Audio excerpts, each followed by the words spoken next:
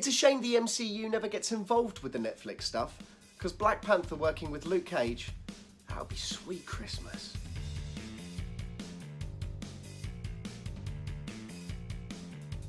Luke Cage Season 2 from Marvel and Netflix, starring Mike Colter, Simone Missick and Alfre Woodard. So, where to begin? Well, if I'd known, I'd have begun with episode 7, because that's when the show started to actually get good. Because the first half of this season isn't so much a slow burn, it's like watching someone struggle to build a fire. Which is the opposite of what happened with Season 1 of Luke Cage, which started off strong but got progressively more dull and by the numbers towards the end. At the end of Season 1, Luke is framed and sent to jail, which is then resolved in the crossover series The Defenders. He spends about 5 minutes in that prison before he's released, but now he's back at Pop's barbershop where he's seemingly and reluctantly growing a social media presence. Yeah, Luke, aren't we all? Now, Mike Colter as Luke Cage is pretty good, but he could be so much more. He's just a smidgen too brooding. I mean, he could do with a lot more sass. You know where to find me. Woo, got it all, man. Now, Luke Cage has become a tad arrogant with his bulletproof abilities. He's baiting bad guys, claiming total invincibility in the face of crime and gangs, and you know it's going to bite him in the ass eventually. Meanwhile, Mariah Dillard, played by Alfre Woodard, that's difficult to say, but she's now trying to go legit, and it may be a completely non-legit way, but she's trying to get away from the world of crime, and she's doing it with the help of her crime partner / lover, Shades. Both Mariah and Luke get a spanner in their works when a mysterious and brutal Jamaican arrives, wanting to take Harlem for himself. That man is Bushmaster, played by Mustafa Shakir. Great name. Now, when I say brutal, he is violent as. He's able to take on Luke Cage hand to hand without wearing a supersuit. He's dangerous. Harlem is mine. Now, all of this setup is really cool.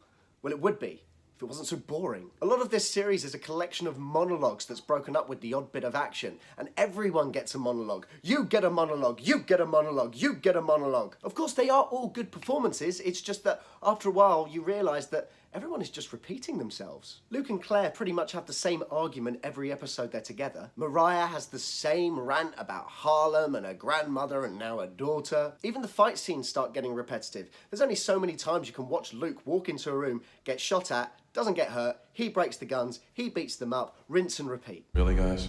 You gotta know we tried, man. I ain't no joke. That's until you get to episode 6 and 7 when it starts to open up a little bit and become a bit more interesting. So here's a small spoiler. Spoiler alert. Spoiler alert. Spoiler alert. Iron Fist makes an appearance, and guess what? It's not that bad. In the comic books, Luke Cage and Iron Fist work together a lot, so it makes sense to bring them together here. And when they fight together, it makes you want a bit more of this style. Because ultimately, this is a superhero show. Yes, it shares elements with blaxploitation, crime drama in the style of The Wire, even old school westerns are referenced here. But this world lives, or at least should live, in the same world as The Incredible Hulk, Doctor Strange, Iron Man, Thor, and it shouldn't be ashamed of that. The world was already established as fantastical before Luke Cage was even introduced. Now, I'm not saying you should throw a load more effects at it, I'm just saying that you can afford to be a bit more creative, because we've seen all of this before. This is a show about a bulletproof black man working with a police detective who's got a robot arm, fighting a Jamaican gang leader who's pumped up on magic herbs. It shouldn't be boring,